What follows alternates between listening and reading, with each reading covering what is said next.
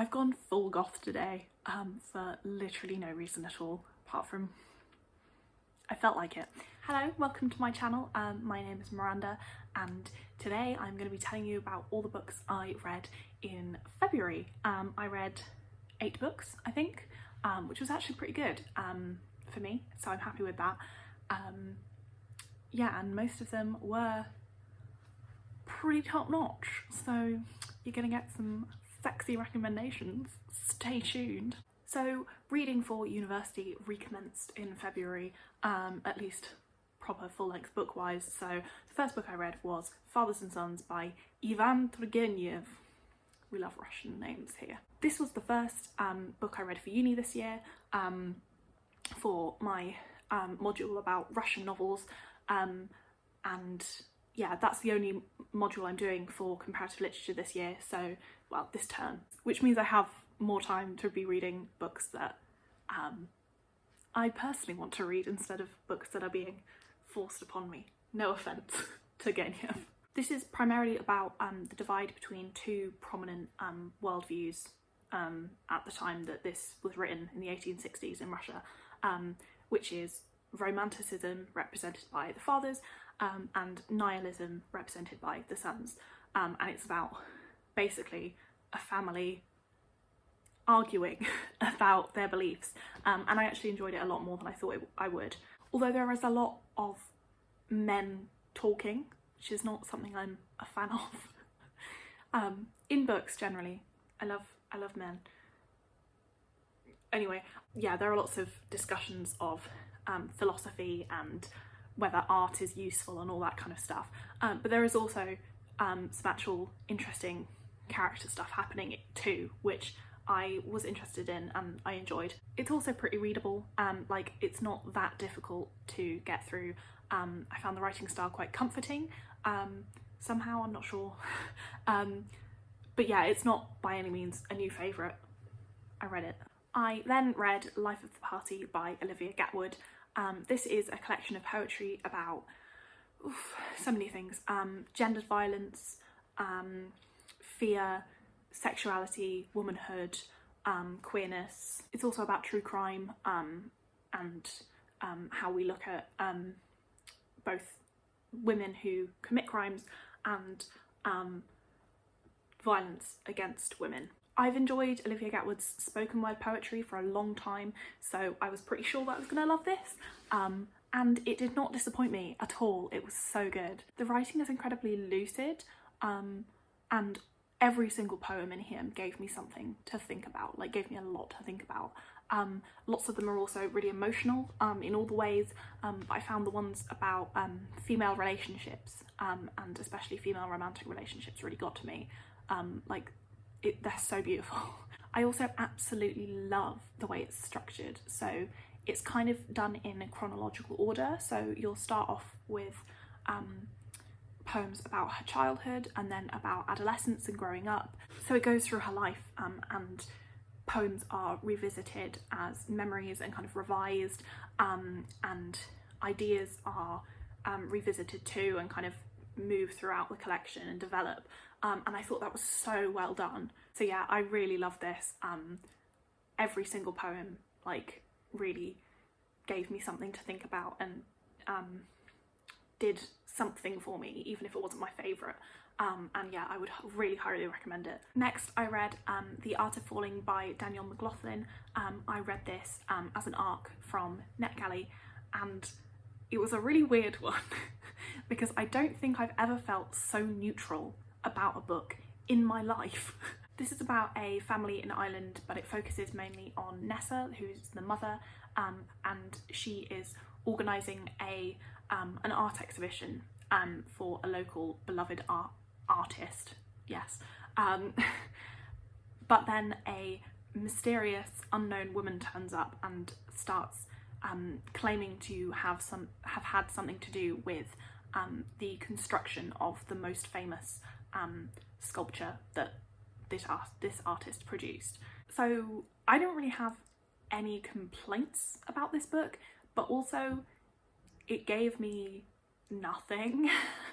There are lots of like family secrets and intrigue and different characters turning up and, you know, people's pasts being uncovered, which is impressive, kind of how, you know, how all these things are revealed and dealt with given how many characters there are. But I just didn't really understand the point.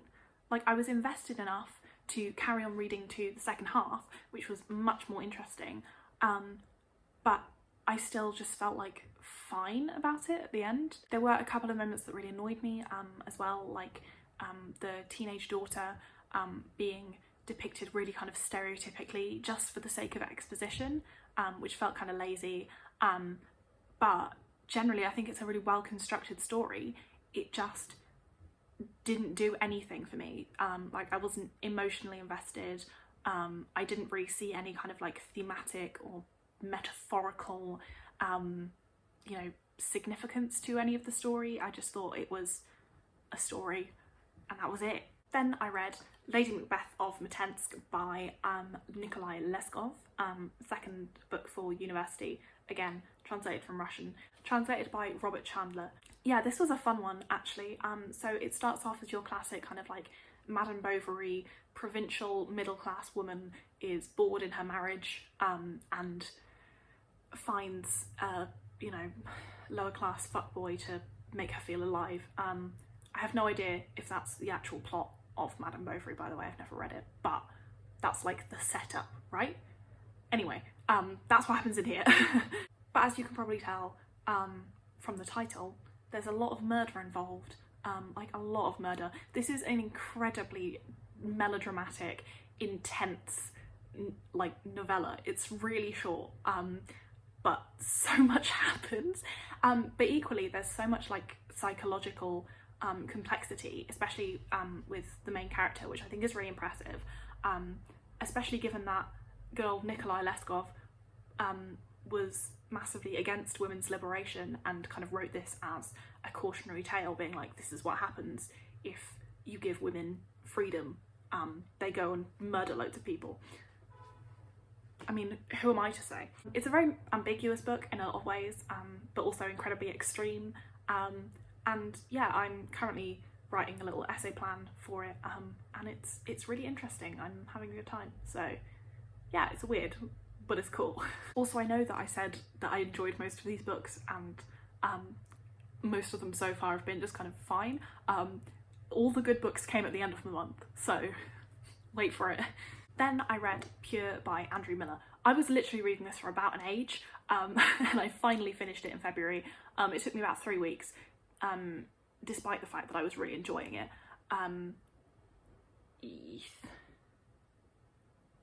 I didn't love it as much as I hoped to, but it was still a good time.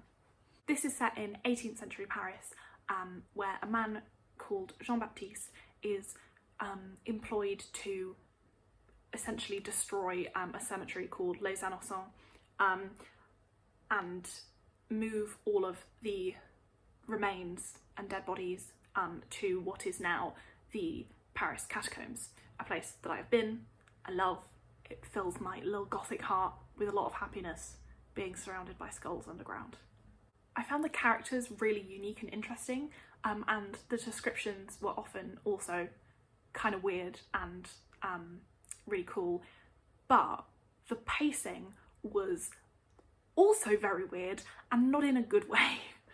Basically, it would be people digging up a cemetery for a bit, like, cool, grand, and then something incredibly dramatic would happen. We're talking like attempted murder, sexual assault, like, you know, fires, all this kind of stuff. That would happen. We'd get like a chapter or two of like dealing with that, and then they would just go back to digging up the cemetery like nothing had happened. And then like a few, you know, like a little bit on, something else incredibly dramatic would happen, and you'd never return to the previous one, like to look at the effects of it. It was very weird. And sure, like, I get, you know, you're digging up a cemetery, you need to carry on with the job, but some of the stuff that happens is utterly wild, and you get very little explanation of why it happened. You just move on. And it didn't really feel like it was building to anything. Like, I kind of thought that it would, but then, I mean, maybe this is a spoiler, but It feels quite integral to the, you know, how I felt about the book, but it kind of just ends with them finishing the destruction of the cemetery. And it's like, okay, so all that stuff wasn't actually going anywhere. It just happened. Like, that felt really odd to me. And I get that you don't have to have a kind of like overarching plot, but it felt sort of just, I don't know, unfinished in some way. And I was like, why is all this dramatic shit happening if we're not looking at the effects on the characters, or kind of building to some sort of like something. Anyway, all that being said, I did enjoy it. I really enjoyed the reading experience, but it just didn't quite work for me in what it was, which is fine. I think the historical atmosphere is done really well, but it's alright. I liked it. Next, I read The Mystery of Henri by David Foenkinos. This is translated from French. I can't remember who by, and I don't have a copy with me, so but I'll list it in the description. Anyway, this was recommended to me by Grace from GK Reads, and yeah, because she did a personalised recommendations video, and I asked for something that was kind of fast-paced, that I could get sucked into, and would get me out of my little reading slump, because I wasn't really enjoying reading for lots of February. Like, it was taking quite a lot of effort to pick up a book, hence why it took me weeks to finish Pure. And I can report that this book delivered. It worked.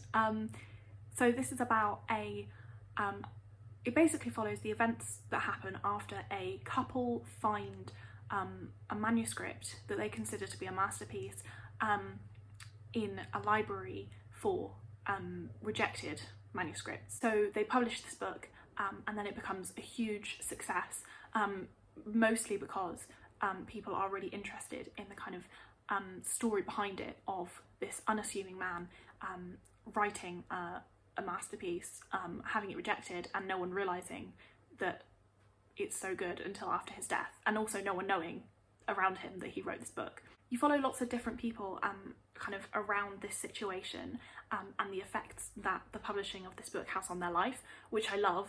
It made it really kind of pacey, because you know, you're always moving on to somebody else. It took me a little while to get into it, but once I was invested in like all of the different strands. Yeah, it was really funny. It made me like literally laugh out loud at times, but also there are moments of like kind of real like emotional truth. So yeah, incredibly readable, very thought-provoking, and lots of fun. I really enjoyed it. Thanks, Grace. Next, I read Homie by Danez, another poetry collection that again I absolutely adored. So Danez Smith's first poetry collection, Don't Call Us Dead, is one of my all-time favourites, so I knew I'd love this one, and I did. What really struck me about this were the emotional ups and downs, and also the kind of the personal nature of these poems, and of course the gorgeous writing. This is primarily about friendship, but also about race in a kind of celebratory way, mostly. So it's very unapologetically about black love, which I really appreciate how Danez Smith writes about, you know, blackness, not in a kind of watering down way at all. Like, they write for black people, and don't try and cater to whiteness and white audiences, which makes all the poems incredibly personal and incredibly effective. Something about the way they write, it's just so honest, and it gets to me. Like, the poems about love and friendship in here are so incredibly emotional, just because of the unadulterated joy and love that comes through from them is incredible. And in the poems about loss and violence, there's also that kind of, you know, that sense of love, and that makes them all the more heartbreaking. And yeah, I love this. It's so good. And finally, I read Nightingale Point by Luan Goldie. I love this book. This is about a group of people living in London in a flat block when a disaster happens that changes everything and leaves no one unaffected. Again, this took me a little bit to get into, but once it happens, I literally couldn't look away. And the tension and the horror of what happens is so incredibly well done. Like, even when I did stop reading this, which wasn't often, when I did stop, I was just thinking about everyone, and I was like, I want all these characters to be okay, but I knew that not all of them would be okay, which hurts. Then you move through time looking at each character and the effects that this has on their lives and their relationships afterwards. It's mostly about the relationships between them, and how they fall apart and build up again is so beautiful. I cried a little bit. I did a couple of happy cries and a couple of sad cries. The only thing that made this not quite like the perfect read was the fact that occasionally some things felt convenient. So sometimes characters would do things that felt like it was too soon for them to do, or like it wasn't really explored very much why they were doing it. Kind of felt like, okay, we're doing this for the plot. But apart from that, I think it's, again, incredibly readable, really beautifully written with some incredible characters. Yeah, I know this will stick with me for a long time, and I really recommend it. So that was February, pretty solid month. I'm not sure how March is going to be because I have a few deadlines coming up. It's getting really quite busy in the next couple of weeks, so that's going to be interesting. But I will update you whatever happens. How exciting. Yes, thank you very much for watching. I hope you enjoyed.